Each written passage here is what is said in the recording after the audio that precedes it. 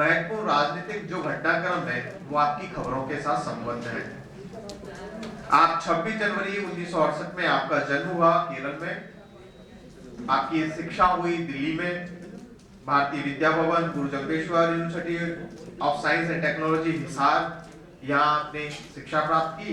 उसके बाद प्रोफेसर सुरेश जवाहरलाल नेहरू विश्वविद्यालय की अकादमिक, उसके बाद आप जेएनयू की अकादमिक परिषद, सोसाइटी ऑफ सत्यजीत रे film and television institute Kolkata, भारतीय सामाजिक विज्ञान अनुसंधान, ऐसे अनेकों अनेक केंद्रीय विश्वविद्यालय हिमाचल प्रदेश सहित अनेक महत्वपूर्ण शिक्षा संस्थानों, अकादमियों, संचार के जो संगठन है, संस्थाएं हैं पत्रकारिता से जुड़े, आप उनमें न केवल सदस्य रहे बल्कि विभिन्न दायित्वों का भी आपने कुशलता पूर्वक संचालन किया और उन संस्थाओं को उनकी अकादमिक गुणवत्ता, उसके संवर्धन में आपने महत्वपूर्ण भूमिका निभाई है। मैं इस महत्वपूर्ण आयोजन में आपके अध्यक्षीय उद्बोधन के लिए आपको आदर के साथ आमंत्रित करता हूं कि आप हम सबके साथ अपने विचार साझा करें।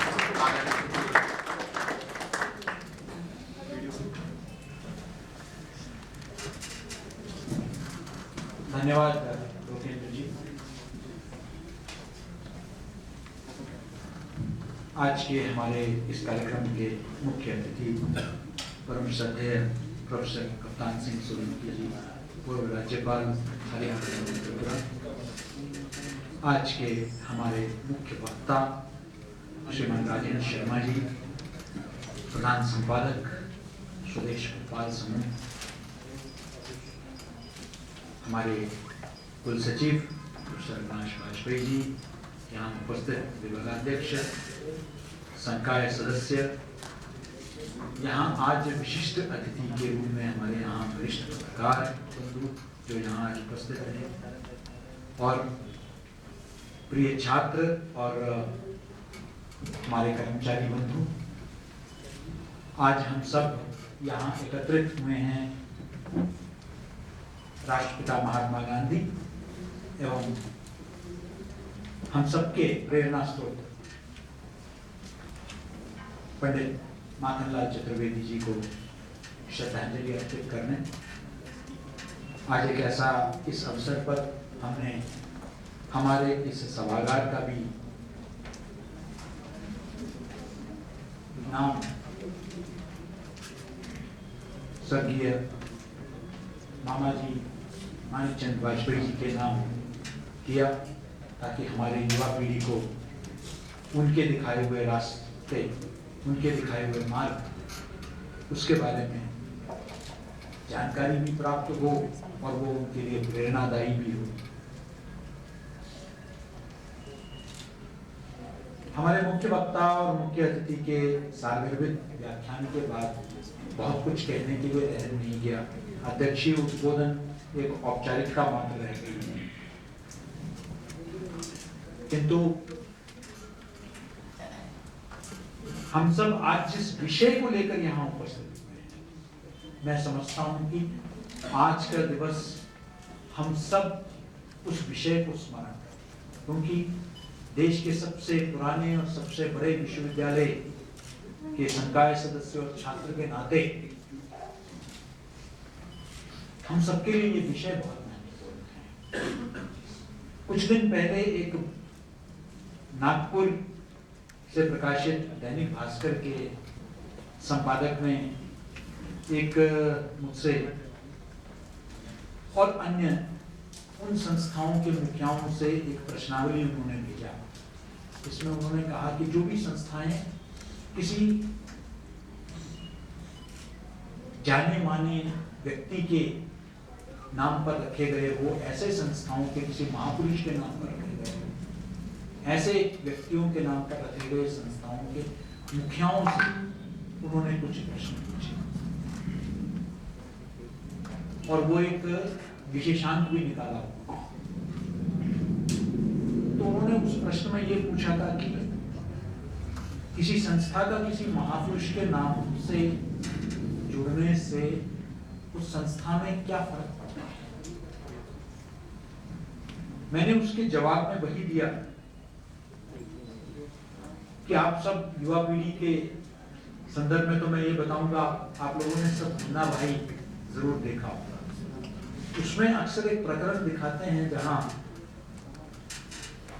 जब भी कोई संशय होता है उनको आगे पीछे गांधी जी दिखाई देते हैं। उनको लगता है कि गांधी जी उनको, बापू उनको प्रेरित कर रहे हैं। कुछ ऐसा ही अनुभूति हम लोगों को भी है।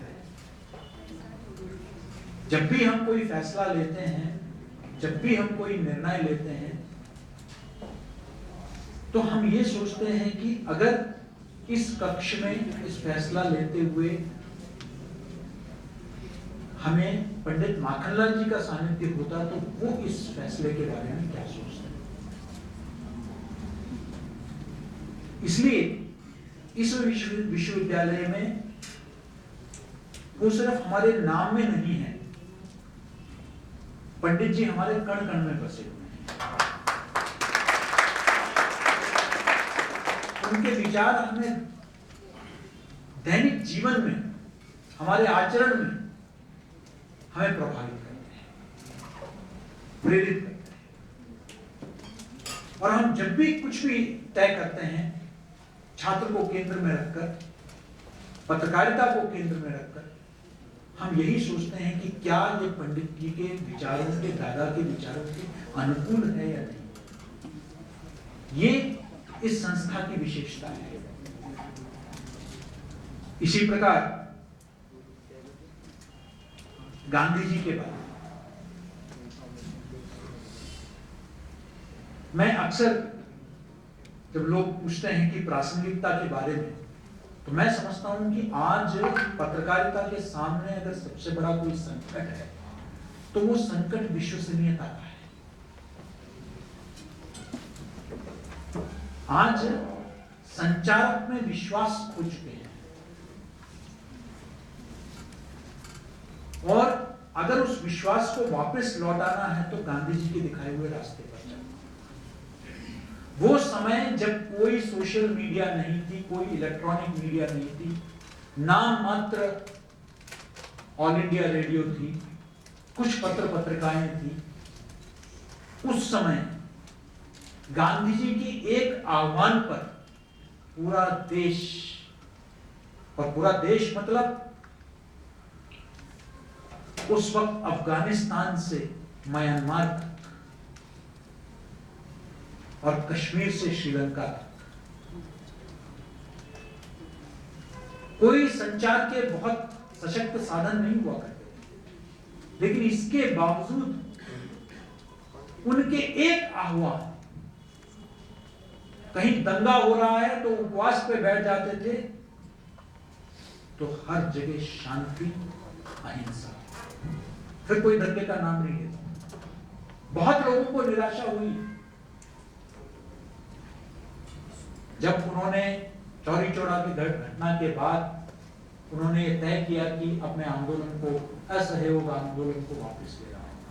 कई लोगों को पीड़ा हुई, अरे इस पर हम इस पथ पर चलते तो शायद जल्दी हमें आजादी मिलती, शायद हमको 2 दशक और प्रतीक्षा करने की आवश्यकता नहीं।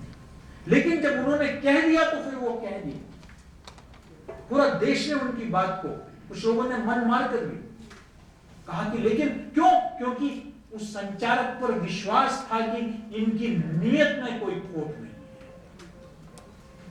संचारक के नियत में खोट नहीं है। जैसे यहां श्रद्धेय सोलंकी जी ने और आदरणीय राजेंद्र जी ने बताया कि उनका ध्येय, उनका उद्देश्य स्पष्ट था कि वो देश की आजादी चाहते हैं, देश को स्वतंत्रता दिलाना चाहते हैं, और उस पर किसी को संशय नहीं था। आज दिक्कत इसी बात का है कि हम नियत पर ही शक करने लगते हैं, और ये हमारी गलती नहीं है। अगर संचारक अपने हरकतों से, उसको आप कई नाम दे सकते हैं, पेड न्यूज, फेक न्यूज, आप कुछ भी नाम दे दीजिए, लेकिन ये सबके नजर में है। इसलिए सबसे आवश्यक है कि मीडिया पुनः अपने विश्वसनीयता कायम रखें। कुछ है विश्वसनीय पत्रकार भी, लेकिन जैसे यहां बताया गया, संपादक हाशिए पे जाता जा रहा है और मार्केटिंग, एडवर्टाइजिंग, सर्कुलेशन डिपार्टमेंट, और शायद इसलिए गांधी जी ने उस वक्त ये नीतिगत निर्णय लिया था कि कोई भी विज्ञापन वो अपने अखबारों में नहीं देंगे। शायद आज वो उतना प्रायोगिक नहीं दिखाई देता है, लेकिन क्या आज क्लाउड फंडेड और क्राउड फंडेड डिजिटल मीडिया है या नहीं? उसमें कोई विज्ञापन नहीं है, लेकिन वो सफल है। 370 रुपए, 400 रुपए देकर हम पॉपकॉर्न खरीद सकते हैं, तो क्या हम 30 रुपए देके अखबार नहीं खरीद सकते हैं? क्या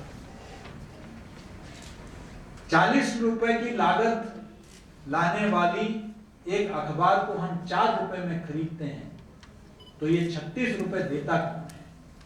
अगर वो देगा तो वो अपनी कीमत भी लेगा।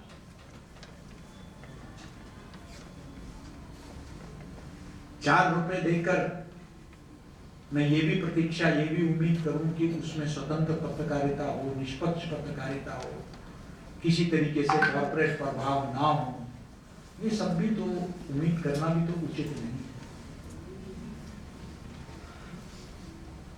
बहुत पहले कहा गया था कि eternal vigilance is the price of liberty. तो ये स्वतंत्रता की